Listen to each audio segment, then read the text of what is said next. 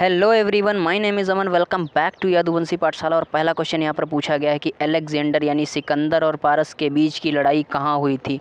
यानी सिकंदर और पारस के बीच जो लड़ाई हुई थी वो लड़ाई कहाँ हुई थी। तो वो लड़ाई जो हुई थी वो झेलम में हुई थी। ठीक है, झेलम में। अच्छा, ये झेलम क्या है? तो झेलम एक नदी का नाम है। ठीक है, झेलम एक नदी है। कई लोगों का ये मानना है कि वो लड़ाई हुई थी वो हाइडेस्पीज में हुई थी, बट मैं आपको बता दूं हाइडेस्पीज में ना होकर के वो झेलम नदी पर हुई थी। लेकिन यहाँ पर अगर ऑप्शन आ जाता है आपके एग्ज़ाम में हाइडेस्पीज का और झेलम का नहीं है तो आप हाइडेस्पीज पे टिक करेंगे। ऐसा आप क्यों करेंगे? क्योंकि झेलम नदी का ही नाम हाइडेस्पीज है ग्रीक भाषा में। ठीक है, ग्रीक भाषा में इसको हाइडेस्पीज बोलते हैं, झेलम नदी को। ठीक है, तो याद रखना, यदि आपके एग्ज़ाम में झेलम नदी का ऑप्शन है और हाइडेस्पीज का ऑप्शन है तब आप झेलम नदी पर टिक करेंगे, और यदि झेलम का ना दे करके केवल हाइडेस्पीज का ऑप्शन दिया है तब आप केवल हाइडेस्पीज पर टिक करेंगे। ऑप्शन आपका बिल्कुल सही हो जाएगा। अच्छा, ये जो लड़ाई हुई थी सिकंदर और पारस के बीच, ये लड़ाई कब हुई थी? तो जो ये लड़ाई है वो 326 ईसा पूर्व में हुई थी। ठीक है, 326 ईसा पूर्व में ये युद्ध जो है लड़ा गया था। आई होप ये जानकारी आपको अच्छी लगी होगी।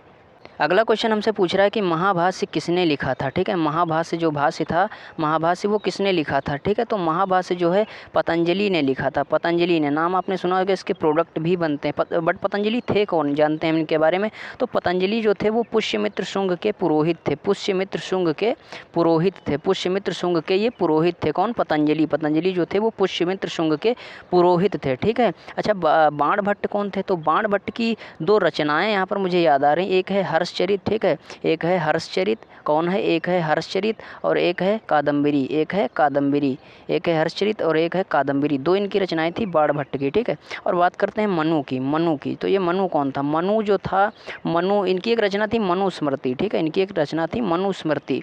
मनुस्मृति, ठीक है, ये बड़ा विवादित रचना है। विवादित क्योंकि किसमें? नीची जाति यानी कि एससी और एसटी की। ठीक है, एससी और एसटी की बड़ी निंदा करी गई है। इनडायरेक्टली इसमें बहुत ही निंदा करी गई है नीची जाति की। उच्च जाति को मतलब बड़ा श्रेष्ठ बताया गया है, और जो नीची जात है जैसे कि एससी और एसटी, इनकी बड़ी निंदा करी गई। तो इसीलिए ये बड़ा विवादित स्मृति है इनकी, मनुस्मृति। ठीक है, और बात करें गार्गी की। गार्गी की, ठीक है, तो गार्गी ने एक संहिता लिखी थी। इनकी संहिता है गार्गी संहिता। ठीक है, इन्हीं के नाम से है वो। हाँ, गार्गी संहिता जो है इन्हीं के नाम से है, गार्गी संहिता। ठीक है, तो याद रखना आप लोग ये क्वेश्चन, द गार्गी संहिता जो है गार्गी ने लिखी थी। ओके।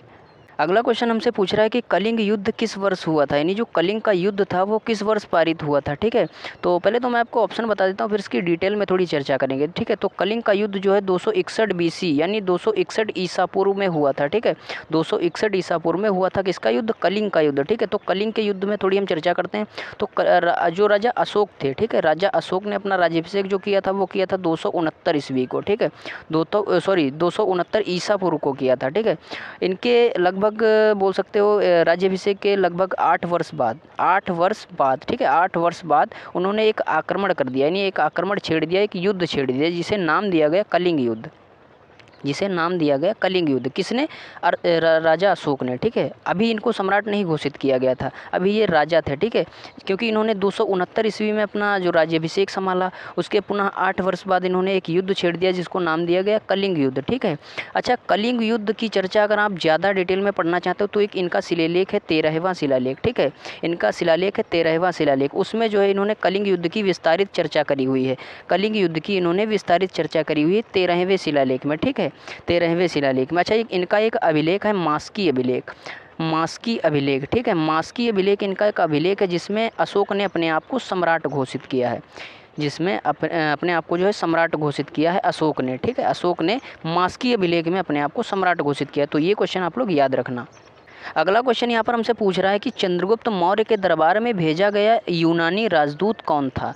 जो चंद्रगुप्त मौर्य के दरबार में भेजा गया यूनानी जो राजदूत था वो कौन था। ठीक है, तो इसकी भी थोड़ी हम डिटेल में चर्चा करेंगे। तो पहले हम लोग ओवरव्यू ले लेते हैं। इसका ऑप्शन जो होगा आपका ऑप्शन नंबर सी सही होगा, मेगस्थनीज। मेगस्थनीज जो यूनानी राजदूत था वो इनके दरबार में भेजा गया था। अब ये भेजा क्यों गया था? ठीक है, तो आइए इसकी डिटेल में थोड़ी हम चर्चा करते हैं। पहले तो आप जान लीजिए इनका युद्ध हुआ था चंद्रगुप्त मौर्य और सेल्यूकस निकेटर का। चंद्रगुप्त मौर्य और सेल्यूकस निकेटर का एक बार युद्ध हुआ था। चंद्रगुप्त मौर्य और सेल्यूकस निकेटर का। जो चंद्रगुप्त थे उनके गुरु कौन थे? चाणक्य। उनके गुरु थे चाणक्य, ठीक है। चंद्रगुप्त मौर्य के गुरु थे चाणक्य। तो चाणक्य चंद्रगुप्त को हराना होता तो सिर्फ उनको चाणक्य की नीतियों से ही हराया जा सकता था, और ये चाणक्य की नीतियाँ सेल्यूकस निकेटर को पता थी, ठीक है। अच्छा, सेल्यूकस निकेटर था कौन? तो सेल्यूकस निकेटर सिकंदर का सेनापति था। सेल्यूकस निकेटर जो था वो सिकंदर का सेनापति था, ठीक है। तो इसने चंद्रगुप्त को हराने के लिए युद्ध छेड़ दिया। इस युद्ध में बहुत सारी जो है चाणक्य नीतियों का प्रयोग किया गया था, जैसे कि हाथियों को भांग पिला करके बोल सकते हो, ठीक है। उनको कई तरीके से लड़वाया जाता था। तो इस तरीके से जब ये युद्ध जीतने लगा, मतलब जो चंद्रगुप्त जो था युद्ध जीतने लगा सेल्यूकस निकेटर से, तो सेल्यूकस निकेटर ने क्या चाणक्य नीति अपनाई? उसने अपनी लड़की को जिसका नाम था कार्नेलिया, ठीक है। इसकी लड़की का नाम था कार्नेलिया, जिसे हेलन भी कहते हैं, हेलन, ठीक है। हेलन इसकी यानी कि सेल्यूकस निकेटर की जो पुत्री थी हेलन, कार्नेलिया, उसको जो है युद्ध में ला करके खड़ा कर दिया उस चंद्रगुप्त मौर्य के समक्ष, ठीक है। जब युद्ध चल रहा था तो उसने जो है अपने बाल खोले, हेलन ने बाल खोले और चंद्रगुप्त को दिखाने लगी, मतलब जो है दिखाने लगी। तब चंद्रगुप्त उस पर मोहित हो गए, बड़ी डिटेल में, ठीक है, समझते हैं इसको। चंद्रगुप्त जो है उसमें मोहित हो गए। तब एक बात बोलता है सेल्यूकस निकेटर, तो वो क्या बात कहता है कि तुम तलवार की लड़ाई में जीत सकते हो परंतु दिल की लड़ाई में नहीं जीत सकते। इससे क्वेश्चन भी बनता है कि ये बात किसने कही थी? तो सेल्यूकस निकेटर ने कही थी। किससे कही थी? चंद्रगुप्त मौर्य से कही थी, ठीक है। तो उसने कहा कि तुम तलवार की लड़ाई में जीत सकते हो बट दिल की लड़ाई में नहीं जीत सकते, ठीक है। तो वहीं पर चंद्रगुप्त मौर्य जो है मोहित हो जाते हैं। उसकी लड़की कार्नेलिया यानी कि हेलन को जो है वहीं पर अपनी पत्नी स्वीकार कर लेते हैं, यानी उससे शादी की जो है स्वीकृति ले लेते हैं सेल्यूकस निकेटर से, और वहाँ पर जो है चंद्रगुप्त मौर्य जो है शादी कर लेते हैं सेल्यूकस निकेटर की पुत्री से, हेलन से, कार्नेलिया से। तो उससे जो है शादी कर लेते हैं।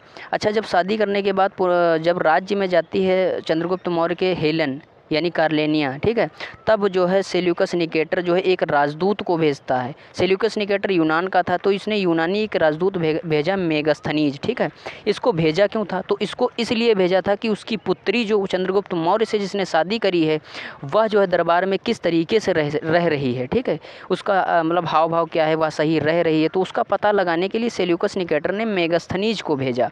मेगास्थनीज को चंद्रगुप्त मौर्य के दरबार में भेजा, कहा कि तुम जाओ और वहाँ जा करके हमारी पुत्री का पता लगाओ कि वह किस हाल में है। तो मेगास्थनीज जब उनके दरबार में जाता है तो वहाँ पर वो अपनी एक कृति लिखता है, ठीक है। मेगास्थनीज अपनी एक कृति लिखता है जिसका नाम है इंडिका, आप लोगों ने पढ़ी होगी, ठीक है। इसमें उसने मगध साम्राज्य के बारे में विस्तारित चर्चाएं, कई सारी गुप्त बातों का भी इसमें जो है चर्चा करी हुई है इंडिका में। ये किसकी थी? मेगास्थनीज ने। मेगास्थनीज जो दरबार में आया था चंद्रगुप्त मौर्य के। तो आई होप ये जानकारी आपको पसंद आई होगी। बढ़ते हैं नेक्स्ट क्वेश्चन की ओर। अगला क्वेश्चन यहाँ पर हमसे पूछ रहा है कि सातवाहन का सबसे बड़ा शासक कौन था, ठीक है। सातवाहन का सबसे बड़ा शासक कौन था? इस क्वेश्चन से आपको दो टाइप्स के क्वेश्चन मिल सकते हैं। पहला तो यदि क्वेश्चन में पूछ रहा है कि सबसे बड़ा शासक कौन था, क्वेश्चन में यहाँ पर आप ध्यान देना, अगर सबसे बड़ा पूछ रहा है शासक कौन था तो वह हाल था, ठीक है। हाल जो था वो सबसे बड़ा शासक था सातवाहन का। लेकिन यदि आपसे पूछ रहा है कि सबसे प्रतापी सबसे महारथी शासक कौन था, तो वो था गौतमी पुत्र सतकर्णी। गौतमी पुत्र सतकर्णी जो था वो सबसे प्रतापी जो है शासक था, ठीक है।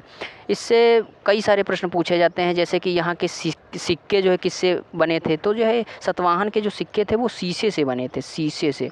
ये भी एक क्वेश्चन हाँ यहाँ पर बन जाता है कि जो है शीशे से यहाँ के सिक्के बने थे, ठीक है। और यहाँ के मात्र समाज के बारे में पूछ सकता है, ठीक है। समाज कैसा था? तो मात्र समाज था यहाँ पर। मात्र समाज से मेरा तात्पर्य ये है कि जो है यहाँ पर माताओं को ज़्यादा श्रेय दिया जाता था। मान लेते किसी के बारे में, यदि किसी के पुत्र के बारे में चर्चा करते हैं तो उस पुत्र को, वो जो पुत्र है अपना पता, अपने पिता का पता ना बता करके अपनी माँ का पता बताएगा कि मेरे नाम से लोग जो है मेरे माँ की नाम से जो है मेरे को लोग जाने।